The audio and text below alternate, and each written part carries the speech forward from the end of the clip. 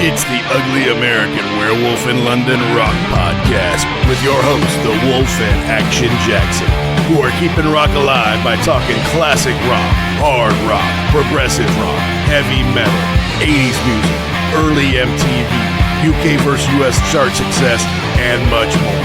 This is the home of classic album and live concert reviews and your place for interviews with artists and legends. You're rocking with the Wolf.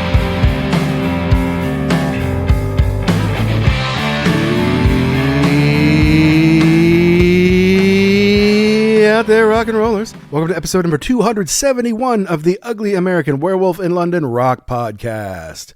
Brought to you by me, your host, Mac B. the Wolf, and I will be joined, as I always am, by my partner in crime from the East Coast of the USA, Mr. Gary Action Jackson. And we appreciate you tuning in here recently. Had a lot of fun talking to Oliver Wakeman on First Concert Memories, talking about touring a bit of the U.S. with his father Rick on the Anderson, Bruford, Wakeman, and Howe tour in the late 80s. First real trip to America. And then he went into talking about touring with Yes and just some of his experiences. It may not have been focused on ABWH, but it was a great conversation with Oliver, and we can't wait to see him and Rick in America in March. And on that note, we're kind of staying on a prog bent here as we talk about Genesis' 1976 album, at least their early 1976 album, A Trick of the Tail. They would release a second album in 1976, Wind and Wuthering, but that's a story for another day. This is their first album without Peter Gabriel. Of course, Peter was a founding member of the band, went to Charterhouse Private School with Tony Banks and Mike Rutherford, and decided at the beginning of the Lamb Lies Down on Broadway tour that he didn't want to be in the band anymore. He kind of been in this band since he was a kid in high school. He wanted to break out. He wanted to do his own thing. He came up with the concept and did most all the writing, at least the lyrical writing, for Lamb Lies Down on Broadway, so he knew he could do it, so it was time for him to break away. So then the band took some time to get their legal proceedings in order and to start to audition singers. And they auditioned many. They tried a lot of different tapes, but nothing really seemed to work. The good news was they had a drummer with a pretty darn good voice. His name was Phil Collins, and Phil would often double or back up Peter in a lot of the singing. In fact, when they had people come in and audition, Phil would kind of show them the guide vocal. Here's the way Pete does it, and then they would do it, and it wouldn't be as good as Phil. So after many deliberations, they finally said, all right, Phil, you can do it. You'll be our lead singer. Which I think Phil met with a lot of trepidation. He liked being safe behind his drums. It's not easy going out there in front to be the front man, no matter how good your voice is. So they employed Bill Bruford for the tour. And really, this obviously changed the fortunes of Genesis in a huge way.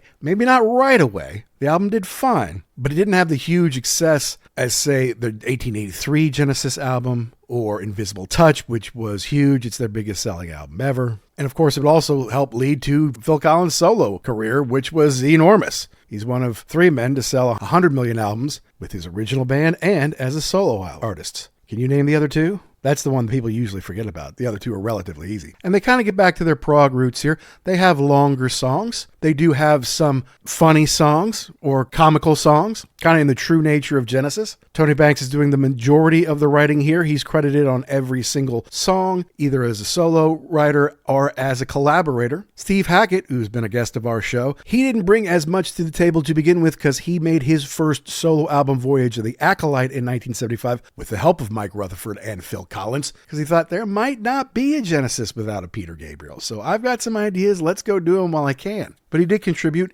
He helped write some of the songs, including Entangled, and the first song, Dance on a Volcano, last song, Los Endos. So this is really the band finding themselves once Peter Gabriel had left. And while it may not have run up the charts in America, it still went gold, top 3 in the UK. A good step forward for them, and one of many that would happen over the next 5, 6, 7, 8, 9, 10 years, to the point where they became about the biggest band in the world. And so we're going to go track by track on this as it turns 50. But first, we do have a little bit of business to take care of. We love to mention we are proud members of the Pantheon Podcast Network, a community of over 100 different shows. You can learn more at pantheonpodcast.com or follow on socials at Pantheon Pods. And you know we love giving shout outs to our incredible intergalactic sponsor, rarevinyl.com, who, like Genesis, is based in the UK, and they have collections from all over the world and ship all over the world. So yeah, you want that rare first edition mint condition Trick of the Tail? Go find it at rarevinyl.com. Go find all the old Genesis albums. You want the Phil Collins solo, Peter Gabriel solo, Mike and the Mechanics, whatever you want in the Genesis world, go to rarevinyl.com, find it, and then use the code UGLY. UGLY, which when you use that at checkout, you can save 10% off one entire order. Not just one item or the biggest item or the smallest item, but the entire order. Buy $500 worth of stuff, get $50 off. Might help pay for all your shipping. So go to rarevinyl.com, use the code UGLY, save 10%. Your record collection will thank you. Now back to Genesis. I'll admit, Jackson and I grew up on 80s Genesis, right? MTV Genesis, Phil Collins led Genesis. That's who we thought Genesis were. Later in life, I came to realize, hey, Peter Gabriel used to be in Genesis. So was this guy, Steve Hackett, who wasn't super popular in America. So I did a deep dive on him and found, wow, he's an amazing guitar player. Why don't I know more about him? Why isn't he played more on rock radio? And then in getting more into him, I got more into his era of Genesis and realized, wow, there's some really incredible musicianship going on here. Jackson likes to say it's dense, but there's just a lot going on. There's a lot of talent and a lot of people playing all at once. You have to keep up. I mean, that's why it wasn't super commercial versus what they did in the 80s. So this is the bridge, or at least the first bridge, to them going from this super proggy, out there art band to more of a top 40 band. And with songs like Ripples, they show their softer side. Songs like Dance the Volcano, they show they've still got all that proggy greatness with them. So hopefully you'll find something you like just like we did. Let's get into it. We're doing Genesis' Trick of the Tail as it turns 50 here on The Wolf.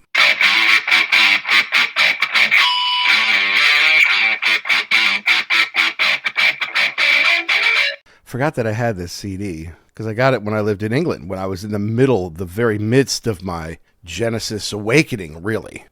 Because I saw the Sum of the Parts video. Saw it on like Showtime, like 10 years ago. And I started to be like, wow, you know, everyone knows, our age, knows the 80s Genesis. We know all that. They played on the radio. There was tons of videos. They got it just enormous. But then I learned about this guy, Steve Hackett. I took a trip to go see him in the front row without even really knowing the music that well. I was just blown away by the textures and the stuff that he did. So I'm like, well, now I got to get way into it. And then we ended up moving to England, where they know this stuff pretty well. And then, of course, I got to see him again at the Palladium with Amanda. And then I really started to get down deep into it. And that's when I picked up Trick of the Tail, because I wanted to have all the Steve Hackett era Genesis records. So was there anything on there that caught your fancy, or was it just, hey, this is a Steve record, let me get it? Well, I mean, I already knew Ripples because it was on like the greatest hits albums or whatever. Okay. And I already knew Trick of the Tail because I had seen the video in that documentary. And then I went out to YouTube to find it. Which is a whole nother thing. Yeah, I mean, look, I don't think it's that bad. And for the time, you're actually using some cool technology. Phil rags on it now, but Phil isn't all there anymore, is he? So we have to take everything he says now with a grain of salt. Yeah, unfortunately. Although, I mean, like, basically, I heard in the last week, I heard two different announcements on Phil. He's like, well, I'm going to go into the studio. I mean, I feel pretty good. I feel as good as I have in a while. But then he also said, I require 24-hour care. I have a nurse with me all the time because I'm in such rotten shape. And that I believe. Yeah, there was a clip of the three of them at the very end of that last tour. And on BBC, yeah. Yeah, and Phil was saying something about like, well, you know, next time we go out, we could buy, and both Banks and Rutherford look at him like, are you out of your mind? Like, that's not going to happen. Like, this is it, dude. We're doing this now because we can still roll you out there and prop you up, and you can still sing well enough that we can charge an outrageous amount of money for our tickets. Right. But if you think in 5 years another tour is happening, there's just, I'm sorry. I mean, I know in his mind, he probably can still do it. He still wants to do it. But yeah, just, I would probably believe the 24-hour care is the real story, and there will be no more material. No more Genesis. He's working on some film material. Okay, that's fine. You know, do whatever you like. Your kids are working now. They don't need it. It's not like you said, well, I have to do this to set my kids up. You made hundreds of millions of dollars. You made a ton on that last tour. Anyway, let's get back to our... Okay, yes. We got to go back in time here, dude, to a time that we didn't know very well until the last, 5 or 7 years. It's when Peter Gabriel left Genesis. Yeah, I was going to say, we're in the deep end of the pool now. You had this band together, childhood friends, yep, full speed ahead, and now your lead singer has said, you know what? I don't think I want to do this anymore. Now what do you do? Which is death, basically, in the 70s. In fact, yes. Some writer, David Welch maybe, was... Because they kind of kept it secret. They didn't put in, hey, we're Genesis and we're looking for a new singer. They put an ad, looking for a Genesis-like singer, not knowing that they were going to come and actually audition for Genesis. Mm-hmm. And they try to keep it quiet, and then someone got word of it, and he automatically declared Chris Welch. I'm sorry, it was Chris Welch for the 16th of August, 75 issue of Melody Maker. Found out that Gabriel was leaving, and he made a front page where he declared Genesis dead. Yeah, the British press are always so lovely, aren't they? Just ruthless. Just understanding and, always taking your side. But I mean, you got to figure that if you go by the law of large numbers, they probably were, right? I mean, you can replace anybody else and you could probably get by, but the lead singer, and especially him, right? He had the costumes, he had the characters. It was, and I know that was part of Tony Banks's problem, is that he was now in the Peter Gabriel band, right? Which he was pissed about. But yeah, I mean, this was your whole shtick that was going away. Now what do you do? Exactly, yeah. And it was Rutherford, Banks, and Gabriel were the chums since the 6th grade. When do you go to boarding school in London? It's something like that. Since they're 12 years old or something like that. Right. They go to Charterhouse, what we would call a private school, what they over there call a public school, just to be them. and look, yeah, and then, eventually their drummer and Anthony Phillips just didn't work out, so they replaced them. They got huge upgrades in Phil Collins on the drums, who could also sing a little bit, it turns out, and Steve Hackett on the guitar. And we've had Steve on our show a couple of times, and he is the one who's really keeping this era of Genesis alive. Because as we've stated, on the last tour, Genesis didn't go too deep into the Gabriel era. They did a little bit, they did like Firth of Fifth, but they didn't do a ton of stuff from that era, maybe 1 or 2 songs. And then Peter Gabriel on a solo tour does zero. It's all Peter Gabriel solo material. And so if you want to see authentic 70s era Genesis, Steve Hackett is the only option you have to see them live. And God bless him, he is out there touring like a madman, has been for a long time. And even this year, we see him. Go to his tour dates. We're recording this in late January. He's playing with Jabe in Central and Eastern Europe in February. Then he goes and plays Florida, leading up to Cruise to the Edge. He's playing Ponte Vedra, bud, on the 25th. Yeah, I saw that. Yeah. I think I might try and just scooch over there. That's I don't know what day that is of the week, but that's not that far to get over there and just check him out real quick. Unfortunately, as we've talked about before, in the U.S. shows, because I just saw something in Amanda. She's like, "Oh, I'll be with Steve Hackett for X number of tours in the U.K." Well, all right. Not in the U.S. though. Yeah, I know. But anyway.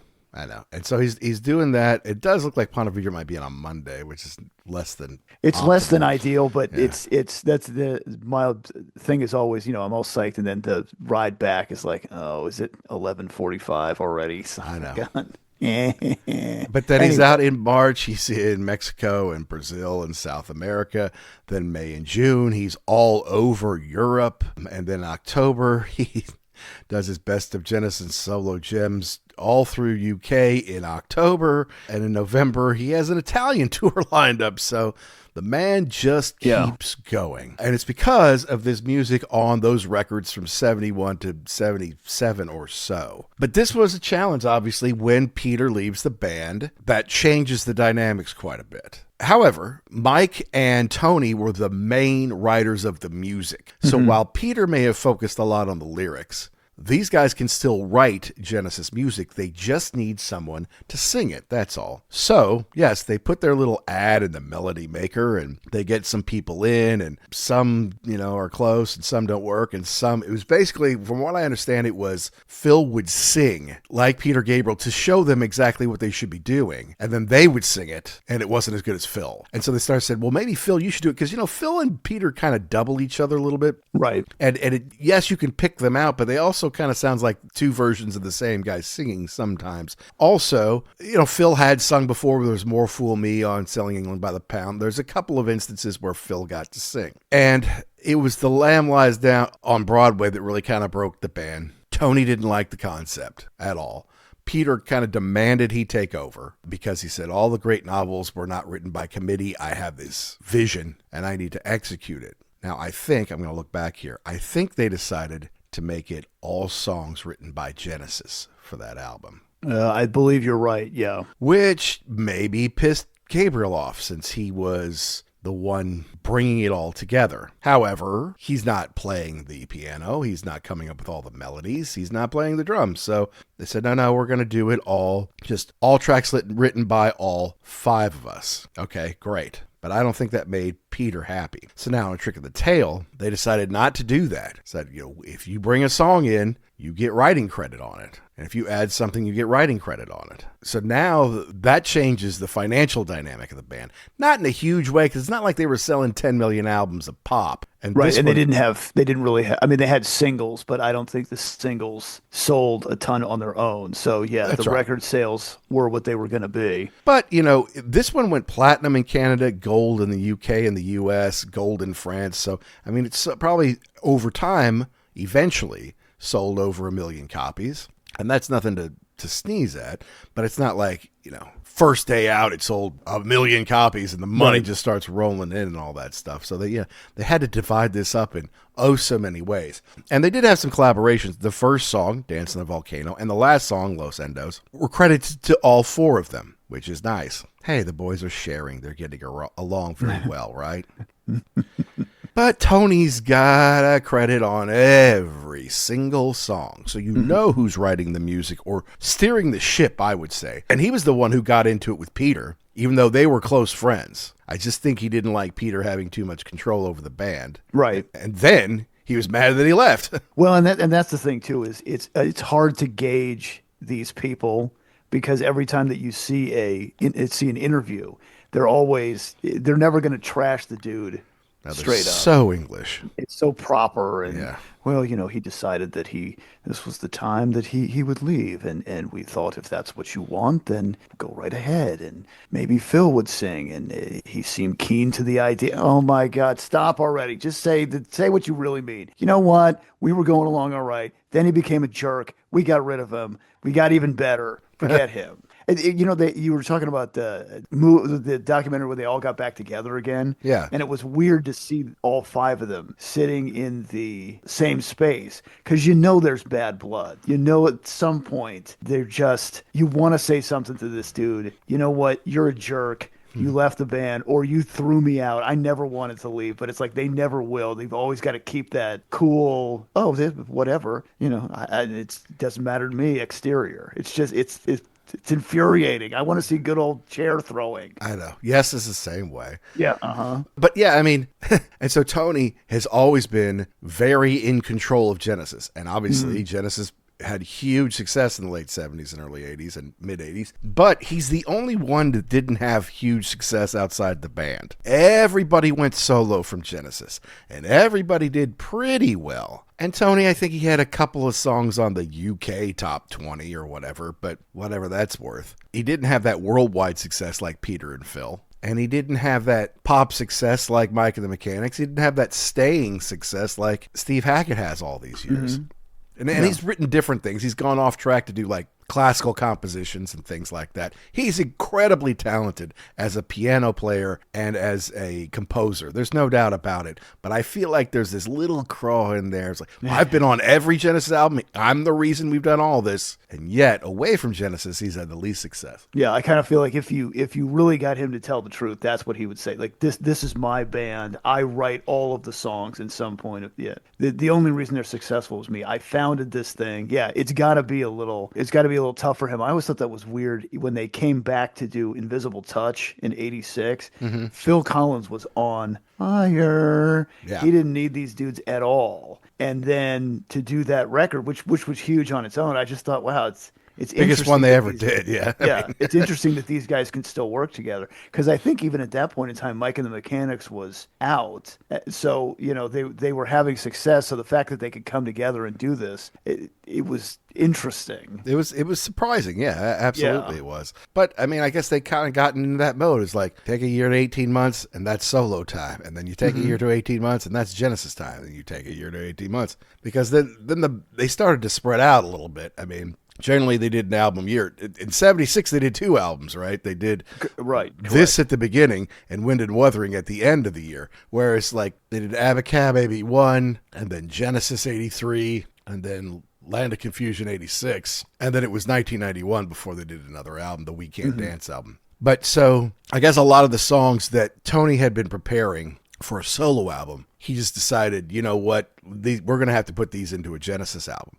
And Steve, of course, had done Voyage of the Acolyte. Once they got off 74, because Gabriel told him basically at the beginning of the Lamb tour, this is it, I'm done. I'm leaving at the end of this. No, don't go. Yeah, no, I'm going. Trust me, I'm going. And so Steve wasn't sure, well, what's going to happen? So he got Mike and Phil, and he went and made Voyage of the Acolyte. And Phil, of course, sang on Star of Sirius. And there's a song on here that I think harkens back to some of that. We'll get to that. So Steve came in with a little less than what he was used to, because he just kind of used it all on Voyage. So Tony and Mike said, all right, well, let's just get in and start making music. Let's start writing and see what happens. This is what we do. So they did that. They put in their ad in Melody Maker looking for a singer. The problem was some of them didn't even send tapes. They would just send pictures of themselves in costumes. It's like, yeah, that doesn't help us.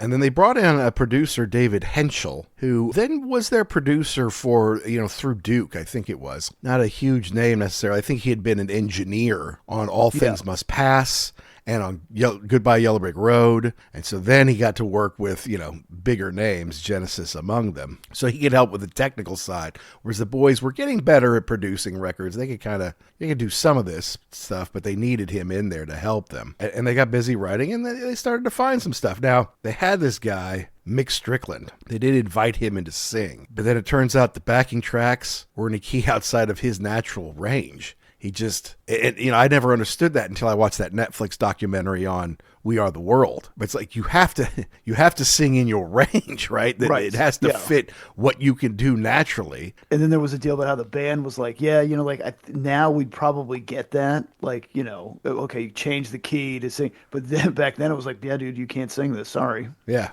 Exactly. Moving on. Yeah. And they knew Phil could do some of the, they knew he could do Ripples or maybe something like Mad Man Moon. Mm-hmm. It was like, can he really do all this stuff? So he went in to do Squonk, and then everybody thought, oh, well, he can actually do it. So they just kind of said, here, it's yours now, buddy. Right. But what I didn't get was there were 2 different things they were asking. Number 1, can you sing this stuff? Okay, cool. Awesome. You can. Now, can you sing it on stage every night on a tour? Yeah. So I think even when he got the job, in quotes, they were still like, well, I don't know if he's going to be able to do this. Can you be a front man? Can you get out there and do this?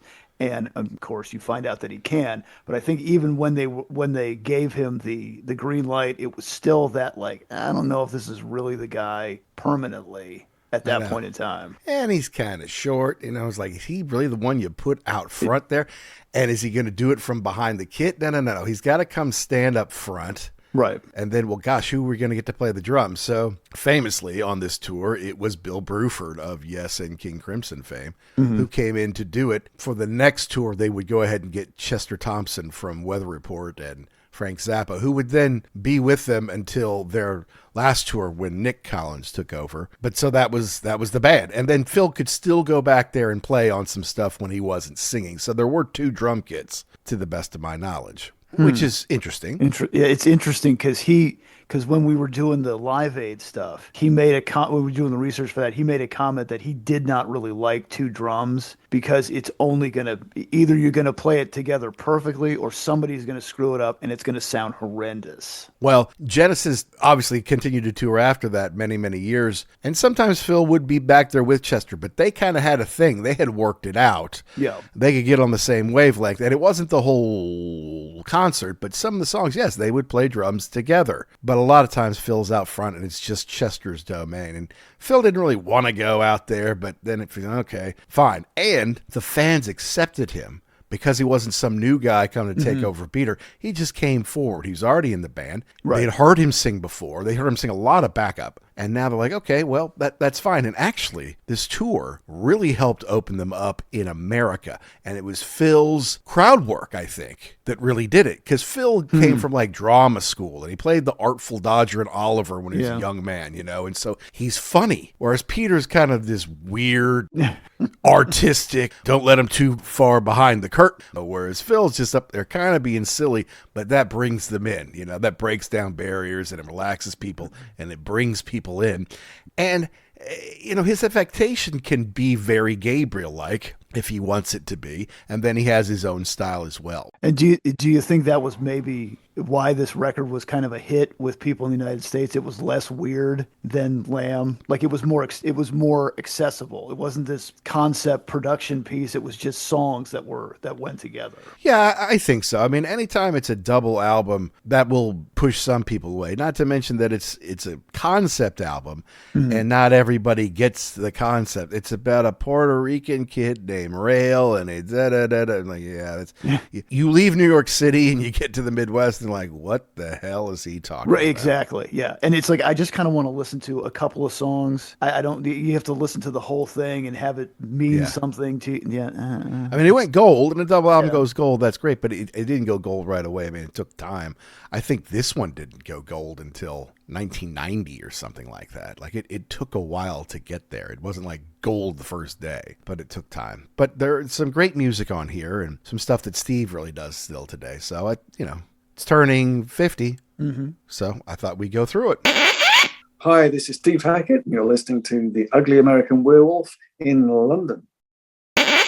Oh, and of course the cover was done by Hypnosis, which they've done a lot of theirs, and some Zeppelins, and Pink Floyd are obviously their most famous, but it's kind of just old-timey on a yellow background. I guess they were excited about Hypnosis, and then they came in with this, and they were like, okay, I thought we were going to get like Dark Side of the Moon or something, right? Artistic. But I mean, it's kind of cool because each character or each drawing is a song.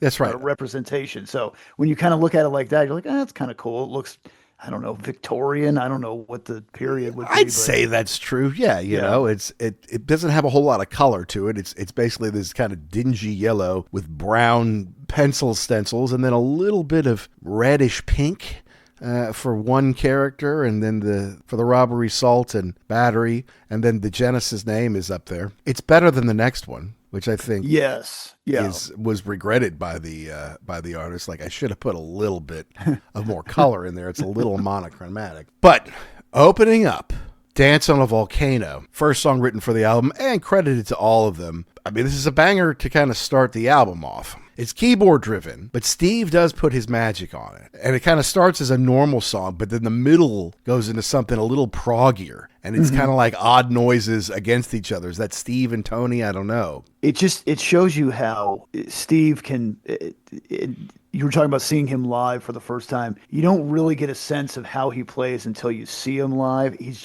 just so light and delicate the way he plays the guitar. But the more that you listen to it, you're like, yeah, he's really putting a lot into it. I like this song. It's weird when the vocals start because like the drums are almost off, and it's kind of jarring when you hear it. But if you give it a minute, it all comes together. And yeah, I mean, to me, Steve really stands out on this track. I agree, and I think it's one that he loves to do. I mean, a lot of times Steve will revisit a certain album. Like, okay, we're gonna do Selling England by the Pound in its entirety, a couple other Genesis songs, and then we'll do my solo stuff. He picked out Lamb highlights because doing the whole thing is like, whew, that's asking a lot. Yeah. I did see him do all of Seconds Out once, which is a double live album, which is, doing a lot of stuff. But he always kind of seems to fit dance in, no matter kind of what album or which era that he's really focusing on. He always seems to put Dance on a Volcano in there because it is a time for him to shine. And he did help write this one. And, the lyrics are, it's all better start doing it right. That's kind of what Collins keeps coming back to. Better start doing it right. And then they get to do, do, do, do, do, do, do, do. Holy Mother of God, you got to go faster than that to get to the top. Dirty old mountain, all covered in smoke. She could turn you to stone, so you better start.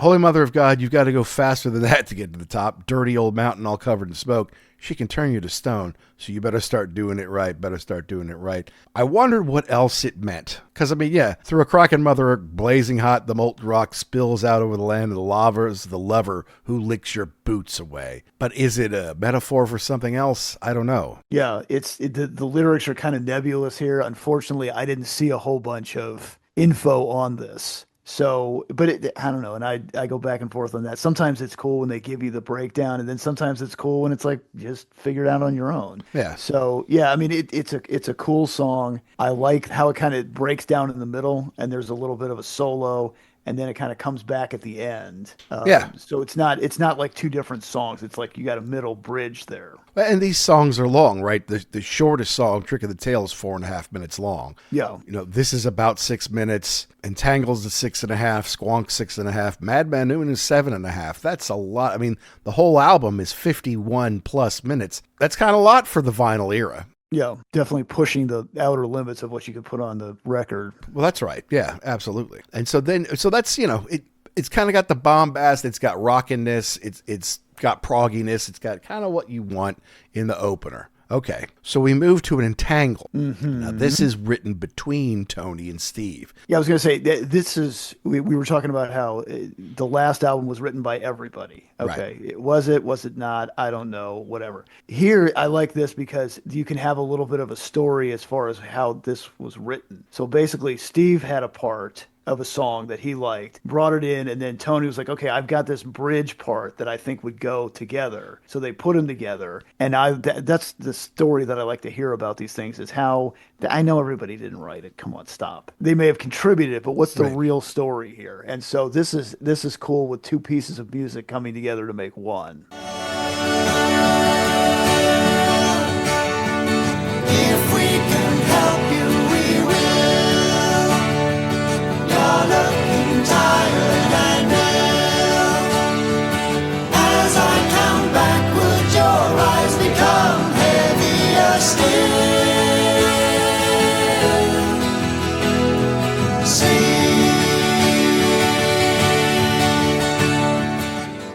Yeah, and Rutherford had said that Hackett had started writing verses, which were very airy-fairy, and then he came down with a bang. You know, is that a dig, or is that just a description that you sometimes give? airy-fairy isn't the end of the world, and sometimes their songs are like that, I would say. And I don't know, yeah, it's about, well, if we can help you, we will. You're looking tired and ill. As I count backwards, your eyes become heavier still. Are they hypnotizing them? I don't know. There's the whole thing with your consent. We can experiment further still. Like, well, wait a minute, what's going on here? Yeah. Sentenced to drift far away now. Nothing is quite what it seems. Sometimes entangled in your own dreams. That's what I kind of got about it. It was like someone might be having a hard time. It's like, well, let's hypnotize you and see if we can delve into the past and pull out the nuggets that are causing you harm, kind of thing. And then it's funny. I mean, Genesis always had a little bit of a sense of humor there. Well, thanks to our kindness and skill, you'll have no trouble until you catch your breath, and the nurse will present you the bill. Which is kind of funny. But you're right. The 12-string bit that Steve brought is nice. It's a nice, pretty song. And then Tony starts to put in the keyboards and the solo from there. Was there some harpsichord on this one? It kind of sounded that's like what it sounded. Yeah, that's what it sounded like, which makes it sound very fancy. And Yes. then the last 2 minutes and 20 is an instrumental. And then what I kind of like at the end is, we're talking about the experimenting and what's going on here. The end kind of gets a little dark. Like they put in some synth at the very end, and Yes. I'm like, what's happening here? And that's against the 12-string too. Right. So yeah. So and it almost starts to drown it out. Like, is this starting to get bad things are starting to happen at the end? Maybe. I don't know. Mesmerized children are playing Meant to be Seen but Not Heard. Very English. Stop Me from Dreaming. Don't be absurd. We're not going to stop you from dreaming. It's just, if you're having a hard time, we'll do this. Yeah, and the magical music is playing. That's where the harpsichord sound is where I pick up on. So this isn't going to be like a pop hit. No. But it's a good song, and it's a little bit of a turn after Dance on a Volcano. So I like it, and I can see why Steve has continued to play it, because it's his song. He wrote half of it, and right. I get it. I understand. I've got a note that he used to, hold on, make sure I've got this right. He used to intro it live, like have a couple of words. Hey, we're going to do this now or something, which it was kind of cool because I don't think he probably did a lot of crowd work back then by himself. No, and when he first came to the band, he had the goatee, he had the dark glasses, the long dark hair, and he kind of sat over on the side next to Rutherford and sat down and played, all the time. And now it's like, well, okay, now I've kind of got my stage legs, and I know what I'm doing now. And he's clean shaven, and he's one of four, and knows when his turn to stand up and play and kind of take his spotlight, if you will. Now the next one, Squonk, is kind of a Genesis favorite. It's a fan favorite. Mm-hmm. Do you know what a squonk is? Not till I did some research. No. Right. Yeah. Why don't you enlighten us? So let's see. A squonk is a mythical creature that is reputed to live in the hemlock forests of northern Pennsylvania in the United States. And I was thinking, well, I used to live in San Antonio, and we had the chupacabra down there. Oh, right. Like there's something, or the Bigfoot or something. It's this mystical creature, and somebody's uncle saw it 25 years ago. Yeah, right. Sure they did. After he drank that moonshine that he made himself. Right. Absolutely. Of course he did. Yeah, the picture of it, it looks like it's halfway between a wild boar and like the New Jersey Devil. It's not it's not a real thing, obviously. And when it's captured, it dissolves in a pool of its own tears. Well, that's why, because that's why no one's really seen it, because you can't. Okay, yeah. Sure. But I'm sure it was one of those things where, you're out in the woods, because, Pennsylvania can be pretty rural. What was that noise? Oh, that might be the squonk. Well, the whole country used to be very rural until the white man came. Yeah, but it was from a book called "Fearsome Creatures of the Lumberwoods with a Few Desert and Mountain Beasts," published in 1910, and it comes with a picture. And its face is. Well, it's not attractive. It's just horrible. Yeah, it's just an odd thing. And then it's got this kind of big razorback almost to it, and these tiny little legs. It's made up. There's no doubt about it. It is a D&D kind of thing that you could get, experience points by murdering and eating or something like that. It's not a fearsome creature, that's for sure.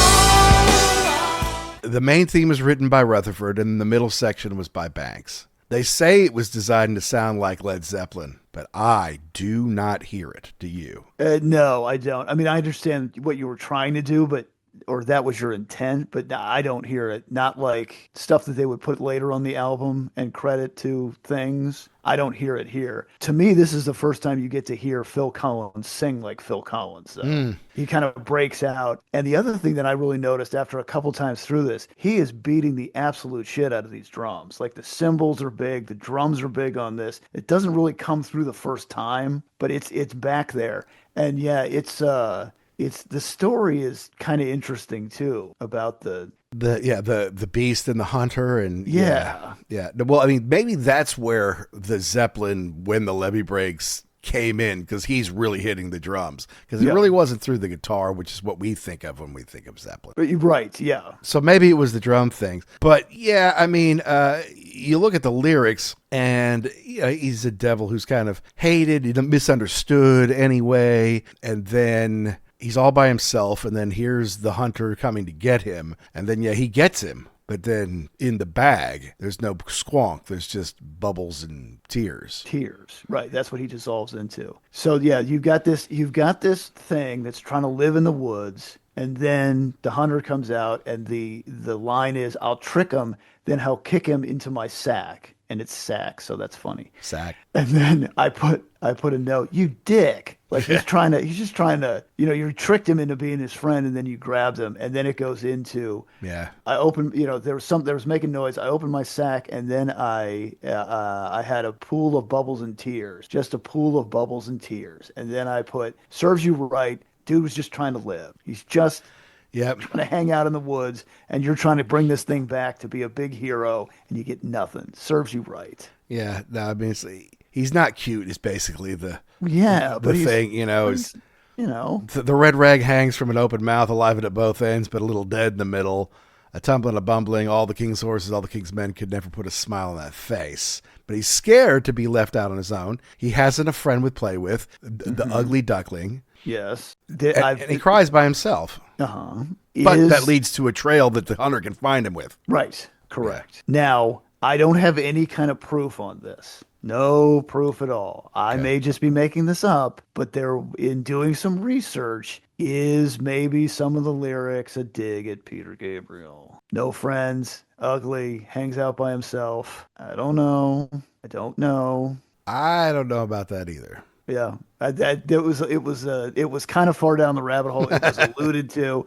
Again, I can't imagine that you were okay with him leaving this band. Maybe some bad feelings come out. I don't know. Maybe, but also I feel like it may have been when Lamb was going on. It may have been a little bit before that, or may have been some overlap. Peter first got married. His first wife, who had a title, she was the lady whatever. Ooh. They had a child, but the childbirth was very difficult. And so he was away a lot because he's dealing with his wife and his newborn baby, and they need constant care. And the 70s is not what it is today. Even if you had money, still babies died, after childbirth, and sometimes mothers had really bad complications. So they may have had girlfriends, may have even been married, but they didn't have kids like Peter. And so it was like, this is important. This is life and death. And they're like, well, you weren't here for rehearsal, or you missed 2 days. Wow. Like, Yikes. Yeah, I got a reason, dude. Yeah.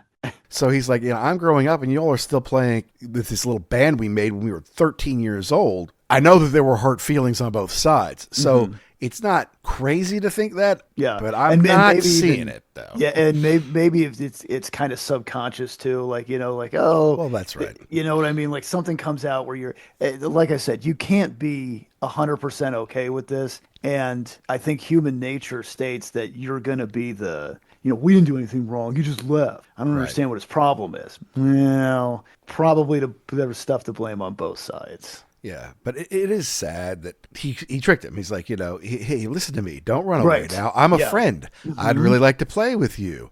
Making noises that my little furry friend would make. I'll trick him. I'll kick him into my sack. You better watch out. And I've got you. You'll never get away. And you're walking home. He basically kills himself by crying and dissolving himself. And all in all, you are a very dying race, placing trust upon a cruel world. You never had the things you should have had, and you'll not get them now. Maybe that was old Genesis. Maybe the squonk was old Genesis. Maybe, yeah. It's like we had Peter, and now that era's over. No more dressing up like a flower or the Slipper Man or anything like that. So, yeah, maybe it's the death of that Genesis. Could be, but squonk's a funny word. And it's something that they all kind of really jammed on, and Steve still plays it to this day. Now, Madman Moon was one that I didn't know before I got the album, and it's a pure Tony Wright, and there is a lot of piano all over this. And that's not a bad thing, especially in a prog band. But, and the lyrics are fine, I guess. It's kind of about being in the desert and how the desert can be its own prison, a cell, and you stop believing in the sea because you haven't seen water in so long. All right. I don't know. Again, I don't understand all of it, but it's Tony's vision. It's probably my least favorite song on the album. Okay. Honestly. Yeah, I mean, I would say that I was not super familiar with this one until we started in on this. It's kind of long. You kind of like squonk is kind of, even it's kind of rocking, and you're like, okay, here we go. And then you kind of just get brought way down with the piano, and it's very fancy. We all know Tony can play the hell out of the piano. I think we've had this conversation before with he doesn't get mentioned in with the Rick Wakemans and the kind of the other prog. Keith Emerson's. Yeah. But he really should be. I mean, he's got the chops, he's got the material. So yeah, he can play the hell out of the piano. And it's okay. I think there's some xylophone in there, which is interesting. It's just not, yeah. And there's not much for Steve to do here. Yeah. And look at 320. Tony really kicks into his play, and his fingers are really flying here. And it is pretty amazing piano work. And like, that's great, but it's not a piano concerto. It's a rock album. It's a rock concert. Yeah.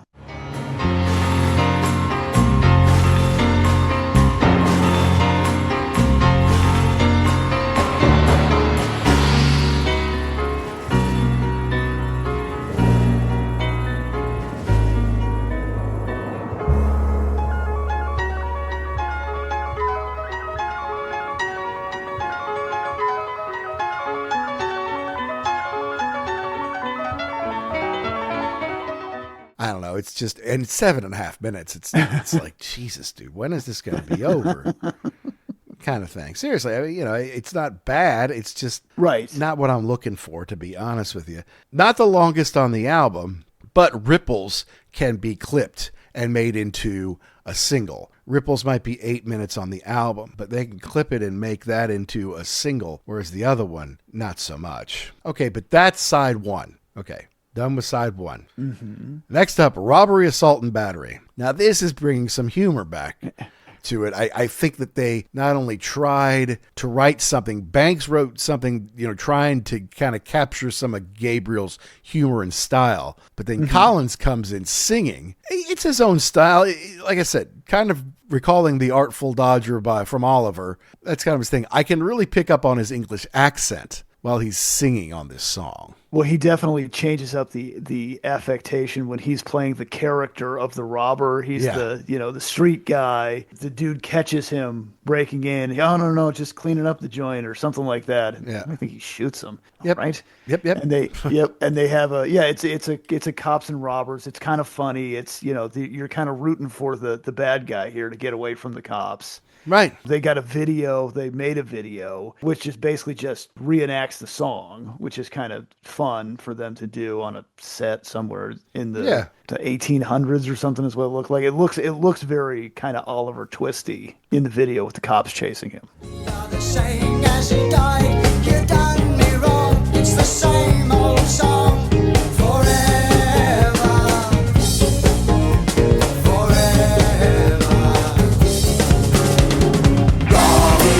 Assault and battery, felon and his felony. Robbery, assault and battery, felon and his felony. Well, 76 videos were still fairly new and not sure exactly what to do. It's like, okay, well, you've got a story about a young man pretending he's cleaning the place. And then when the cop's like, oh, he is young, I guess he is just cleaning the place. Then he gets shot. It's like, oh, you done me wrong. Yep. He picked up his diamonds and bundles of fibers, pushed them well down his sack. So sack is back. Here we go.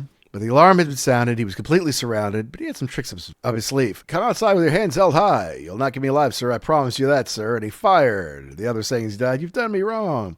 He's leaving via the roof. The bastard's got away. God always fights on the side of the bad man. Yeah, I mean, it's whose side are you on this one?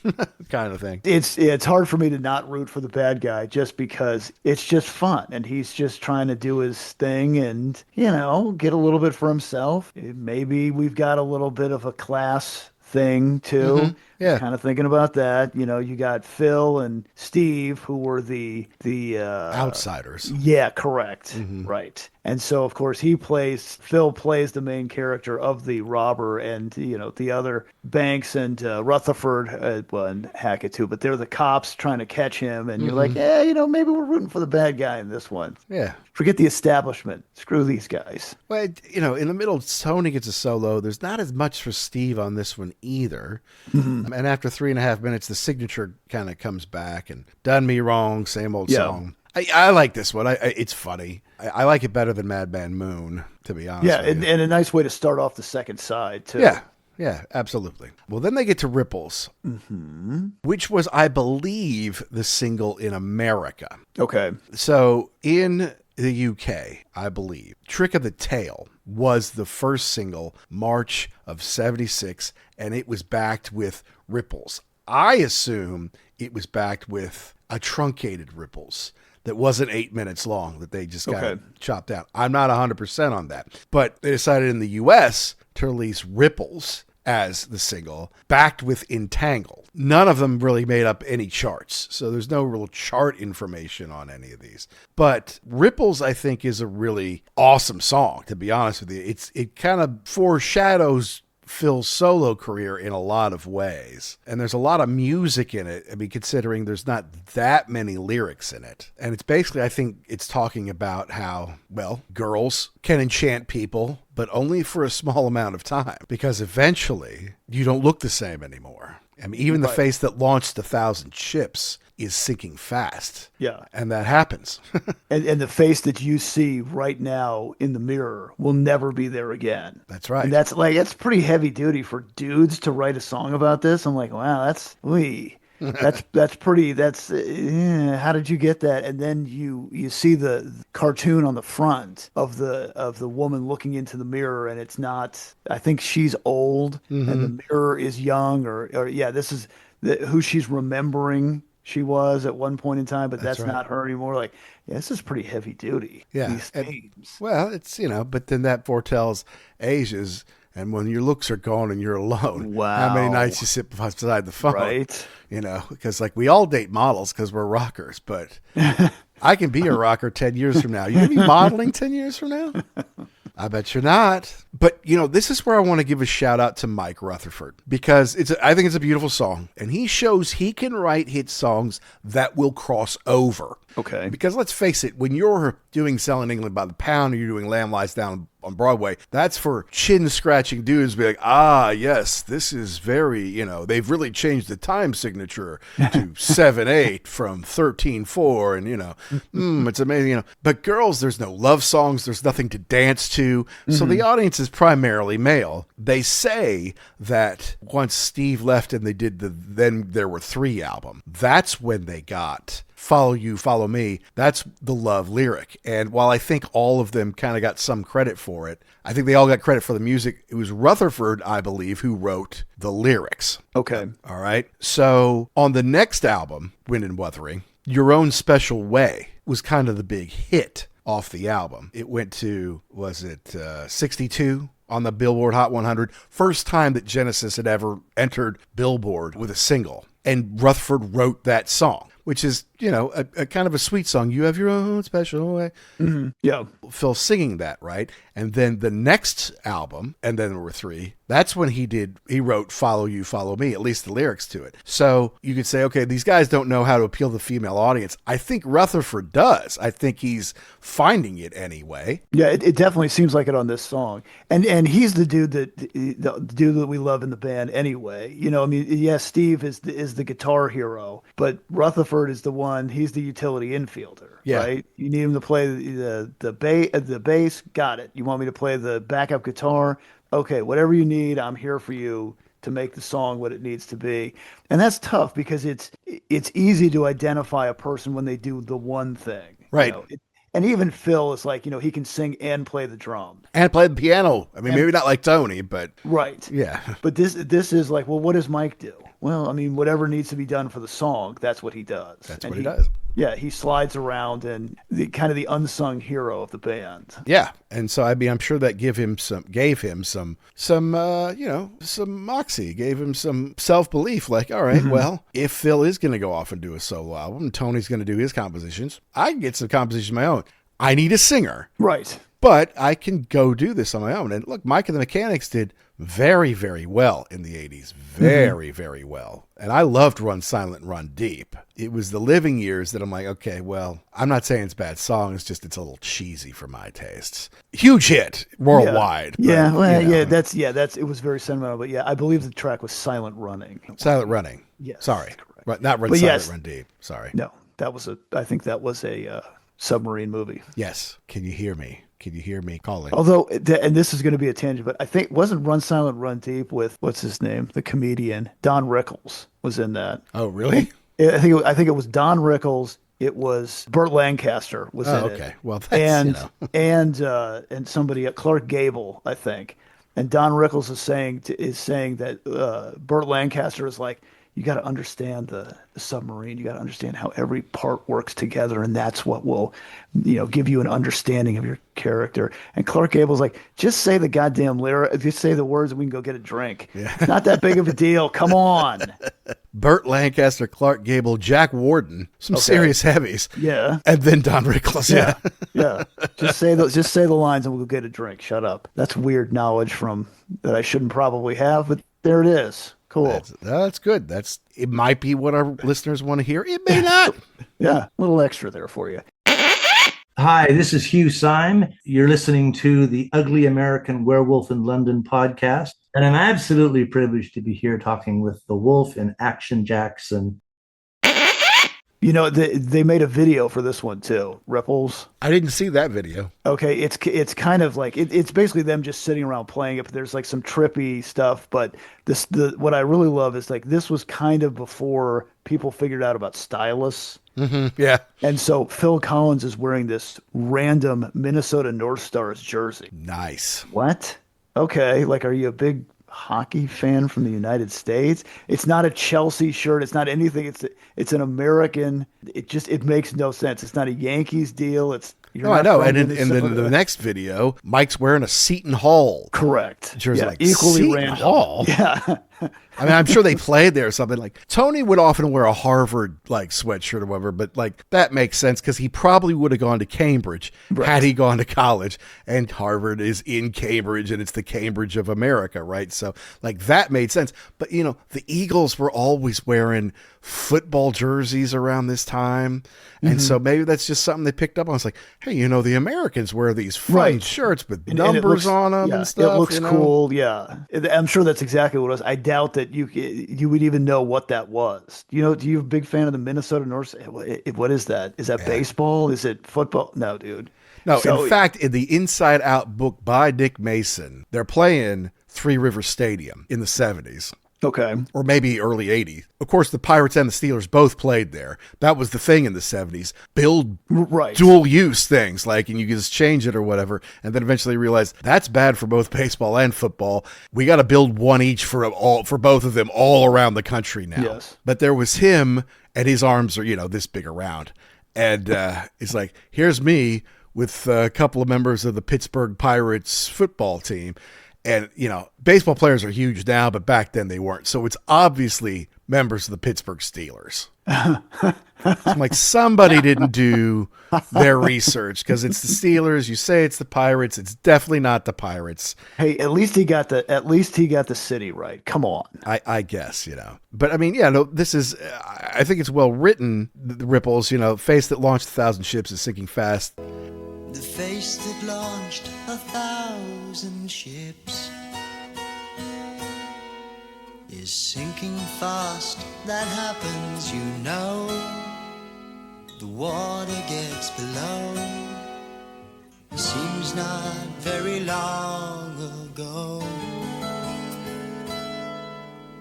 Lovelier she was than any That happens, you know, the water gets below, seems not very long ago. Lovelier she was than any that I know, but the angels never know it's time to close the book and gracefully decline. And that's more so today than ever. Women injecting stuff into their faces and having procedures and stuff like that. I was watching Shrinking last night because the new season started. Okay. And I just like, God, why did Krista Miller do that to her face? She doesn't even look human. She was so pretty. Mm-hmm. And I can't not see it because it's affected the way she talks and she doesn't sound the same anymore. And you know, and I know her husband runs the show, so she's got the job. She's not going to lose it, but someone tell her you don't look human anymore. Yeah, you told me about that. I was like, you're talking about the girl from the woman from Scrubs, right? Yeah. So, but no, it's not the same person. Stop that. Oh, and then what do you say to her? Oh, it looks so natural. Yeah. No one could tell. It looks Oh my horrible. God. You know? But going back to your comment about Phil's solo career, he kills it on the choruses on this one. Oh my God. Yeah. Yeah. Sail away. It's, I mean, it's amazing to be honest. if you ever thought like, oh, man, I don't know if he could really be a front man. I don't know if boom, all doubts are cast off now. Cause he's killing it. No, I will listen to this song on its own. I do it all the time. And if you want a real awesome CD set of early Genesis and 80s Genesis and all the solo records that every member of Genesis get, R-Kive, Kive. It's basically the musical accompaniment to the Sum of the Parts documentary. Okay. And it's 3 seasons. And so it takes them from early Genesis into 70s Genesis. They have stuff from Voyage of the Acolyte and Spectral Warnings on it. But then it also has stuff from Peter Gabriel's solo albums like Salisbury Hill and Chuck the Monkey and the big stuff in the 80s. Plus it has Phil's stuff. It has stuff from Mike and the Mechanics. It has stuff from Steve's solo stuff towards the end of that time. And then a lot of Genesis big hits, and even stuff from Calling All Stations that, remember when they tried to move on without Phil in the mid-90s? Yeah, there was that one record. Yeah, it was. I don't even remember what was on there, but yeah, that was a bridge too far. Once they get parted ways with Phil Collins, then yeah, no thanks. Exactly. Now, Trick of the Tail, second to last on the album, and the song they decided in England to help break the album. What do you think about this one? It's got a little bit different feel to it. Yeah, it's a story song also about this creature that goes on walkabout. And so you got a story song, you've got the interesting idea of this creature that's fits in with its society, right? Looks like everybody else, and says, you know what, I think I've heard that there's something else out there. I'm going to go check it out. And then it turns out that it's awful. And then he realizes that maybe home was a better place, and I long for the city of gold. Yeah. So he's basically, he's an alien who has a beautiful world, comes to the Earth. What do they do to him? Well, they put him in a cage. First thing, right? First thing, whoa, we can't let him run around, right. So they put him in a cage, and they put him in like a traveling carnival or something like that, where people go, oh, look at the scary animal, mommy, kind of thing. But it is the shortest song on the album, so you have to appreciate that. It's the video, and this is a Banks right? This is all Banks. Correct, yeah. He said he wanted to put, It's Getting Better from the Beatles into his own thing, where it's getting better all the time. Yes, but right. Just and the piano. This one you can hear. You can hear that, right? Led Zeppelin, bing, not so bing. much. But no, I didn't pick up on the Zeppelin. Maybe if I go back and hear the drums, like you say, I will hear some of that, but I didn't really pick that out. He left and let nobody know. Gone were the towers he had known from a child, along with the dream of a life. He traveled the wide open road, the blinkered arcade, in search of another to share in his life. But nowhere, everyone looked so strange to him. And so there's gathered around Tony playing the piano. The panel's taken out so you can actually see the hammers hitting the things on the inside, right? Mm-hmm. Mike's got his bass, Steve's got his guitar, and you can see him playing the little pieces that they throw in there. This is basically, though, Tony pushing it. He's in the forefront. It's his song. And then Phil has this hat on. He has a pipe. Is he Popeye? What are you doing? He's got like a corncob pipe like Popeye. He's got this really long scarf, and then he's got these white bell-bottom outfit kind of thing. And then they use the chroma key so that all four of them are together, and then, he's skipping over the keys in the piano. And then he's on Steve's guitar. And then he's on Mike's bass hopping around, and Tony is kind of looking at him.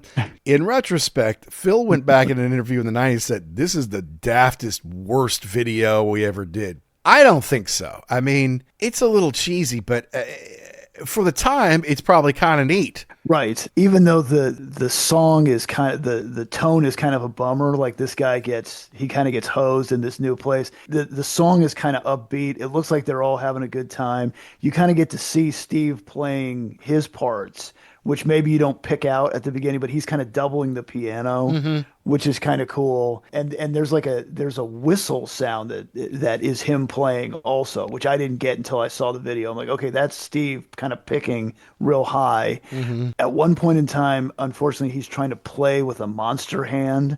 Okay, the creature hand doesn't make any sense, and it almost looked like it was on backwards or something like that, because the thumb was where the pinky ought to be, and I'm like, who gave him this? But I get it. And even Steve's looking at like, do I really have to do this? Like, please don't make me. So then the creature tells these people, hey, you got to see my place. It's all full of gold. I'll take you there if you let me out. Oh, okay. And then it turns out, psych, I fooled you. You can't go there anyway. And then he gets to go back home. So it's kind of cool that there's a little bit of a turn there at the end. But this is another cool chorus that Phil sings. You got no horns and they got no tail. They don't even know of our existence. Yeah, so eventually he cries, he gets out, and he gets back home. But it's like, at first it's like, hey, a beast that can talk. And like, okay, even that wears off after a while. Like, all right, they've got this shiny new red sports car over here, so I don't know. I mean, there's a lot of words in it for a short song. And I get what they were trying to do with the whole getting better thing. Apparently there was a book, The Inheritors by William Golding, that talked about an alien visiting Earth. Of course. Which was probably, I guess we need to read more for them to be rock stars, because I mean, we read a lot of nonfiction, but we don't do the fiction stuff the way that other people do. Yeah, and you say that like I would know that, like, oh yes, of course, like I don't know. I mean, I'm glad that you enjoyed it, and I'm glad that you could bring part of it to life, but I don't know what you're talking about. But it's light and quirky, and it's it's still very Genesis, if you ask me. So that's all good. And then we wrap up with Los Endos, and this is a Genesis classic. It's one Steve kind of ends most all of his concerts. Anytime he's doing a Genesis thing, this is what he ends with for the most part. And I think he was key on this. And, it also had little pieces or reprises of Dance of the Volcano and Squonk in it. Yeah. It's an instrumental, but it's one that kind of celebrates the night and wraps things up in a certain way. And it's good to wrap up the album this way as well.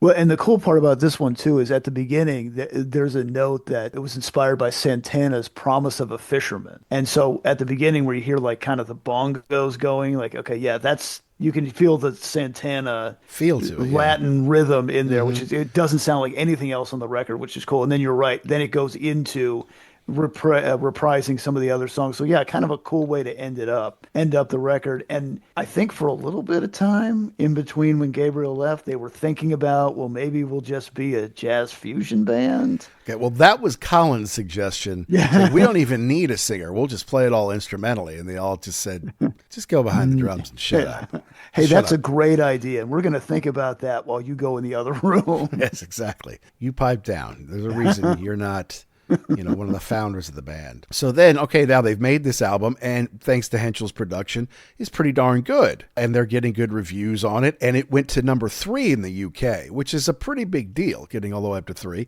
and 31 in the US. It went gold in the UK by June, but it was, it was like we were in high school by the time it got to gold in the US. But 39 weeks in the UK charts. Look, they had a lot of debt when Pete left the band.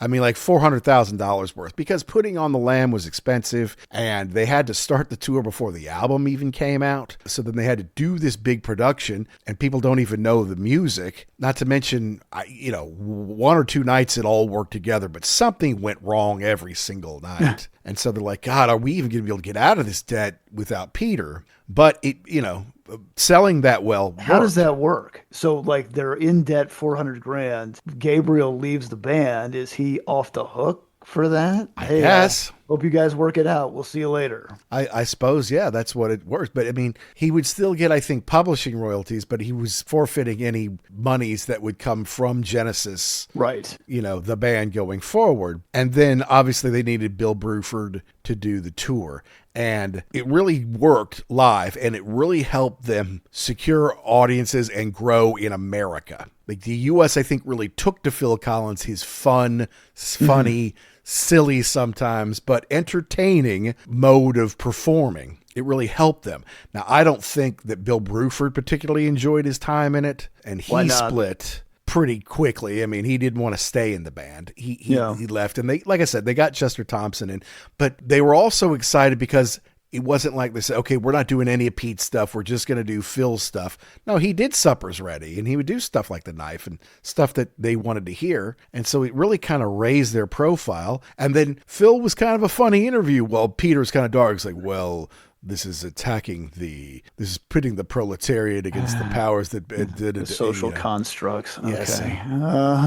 Yeah. And Phil's just like, hey, I go out there, I sing my song, I hit the tambourine off my head and my elbow and my ass, and it's my foot. It's kind of fun, isn't it? Yeah. And I'm like, yeah, It is, little funny bearded man. It really is. And I think that's the thing is he's a very every guy. You know, like, hey, I mean, if he can be a rock star, why can't I? I mean, he looks like one of my dad's friends. Come He's on. very relatable. Yeah. And he is an entertainer, whereas Peter is an artist. Yes. And there's a difference between an entertainer and an artist. Go to King Crimson show. They're artists. Then go to a Kiss show. They're entertainers. You tell me which one you had more fun at. But I mean, look, it sold well everywhere. I mean, it like I said, it went platinum in Canada and hit 12 there. It was top 10 in the Netherlands, Italy, New Zealand. Like I said, 3 in the UK. It was number 1 in France. Numero uno. Okay. That's always a big deal. And it did go gold there. So now they've got some momentum. Look, they did a double album in the end of 74. They had to take all of 75 to like wrap the tour, to wrap up their financial and legal stuff. Steve goes off and makes his own album. And then starting in July of 75, they start to write. And then, can we get singers? Okay, we can't find any singers. Okay, we've got this one singer. Okay, he can't do it.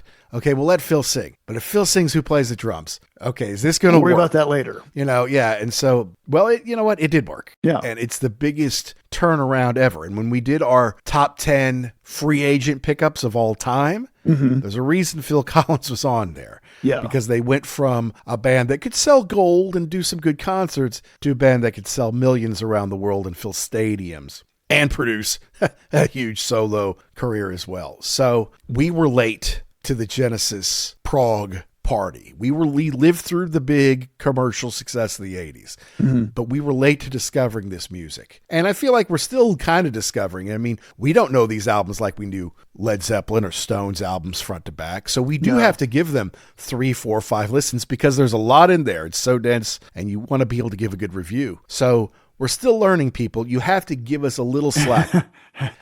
But we're trying to bring it to the masses who are like us, who don't know this music that well, but we think they should because it's pretty damn good. I mean, musically, artistically, it's pretty top notch. It's just, how does it hit your ear? Can you relate to it? And it's taken me a while to get old enough to do it. Right. And it is tough, especially with a band like Genesis, because you would gravitate toward the 80s stuff, right? That's the stuff I know. That's the single stuff. It's easier to listen to. You're right. This is not easy to listen to at the beginning, but if you give it a chance and kind of let it marinate a little bit, you realize everything that's going on in there. And you're like, yeah, these songs are really good. And it's almost like I guess maybe even 3 different bands. You know, you had the 80s stuff, you had the Peter Gabriel stuff, and now you have the beginning of the Phil Collins deal where they would move into the big arena rock stage. And they're a 4-piece. Yeah. All of them are contributing too. Correct. It's one thing, say, if Peter wrote all the songs, right, yeah, right. Peter leaves, okay, yeah, you guys are screwed. Right. But they all can write songs. They can all write music. Even Phil can. And as a drummer. It wasn't even better for them that Peter left, because then at that point in time, it was like, okay, now we've got to do this on our own. We got to step up and see what we can do without him. And hey, you know what? This isn't so scary. We can write these songs. And are they the same? No. But they're something that people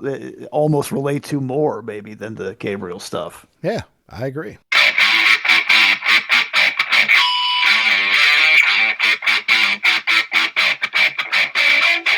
I have to say, at the end of the day, I do like Trick of the Tail quite a bit. It may be because of my fascination with Steve Hackett, going to see him several times, buying all of his live albums, and he makes one every couple of years or so. And a lot of these songs are on there, especially Dance on a Volcano and Los Endos. But this is Genesis proving to the world, hey, we weren't just Peter Gabriel in a funny costume.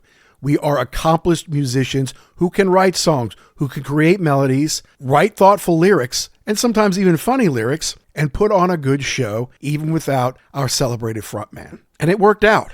And later in the year, they did it again with Wind and Wuthering. Now, eventually, Steve would become disillusioned that he wasn't able to scream over Tony to get his ideas out. So eventually said, you know what? Thank you guys. Love you. I'm going to go my own way. And I'm just going to argue with myself. I'll debate with myself over what should be on the albums or not. Of course, that led to them doing And Then There Were Three, which had Follow You, Follow Me on it. Tony Banks would say that doubled our audience overnight. All of a sudden, there's women at the shows. And that led them on the pop path, which eventually crescendoed in the 80s. Huge album sales, huge tours, big videos on MTV. But I like this one. If you didn't know this one, I know a lot of American fans are not familiar with the 70s era Genesis, the Steve Hackett era. Then I hope you like this one. I hope it turned you on, and maybe you'll go listen to some more. And we want to know, folks, did we get something right? Did we get something wrong? Did we miss the point? Did we leave out your favorite part? Email us and let us know. It's uglyamericanwerewolf@gmail.com. Let us know the bands, the albums, tours, concerts, books, DVDs, the rock properties you want to hear us talk about here on the show. We need you to download our episodes. It is the lifeblood of growing our show. Download it wherever you get your podcast and subscribe so you don't miss them. If you really want to help us out, please go give us a 5-star review. It just means the world to us. It helps us find more rock and rollers like you. And if you send it our way, we might just read it on an episode. Thanks as always to Pantheon Podcast for making us part of the family.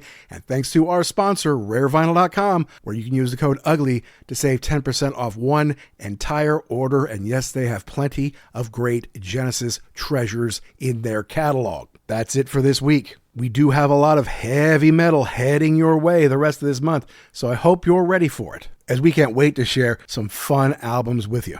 And until next time, to all you rockers all around the world, be cool and keep doing what you do to keep rock alive.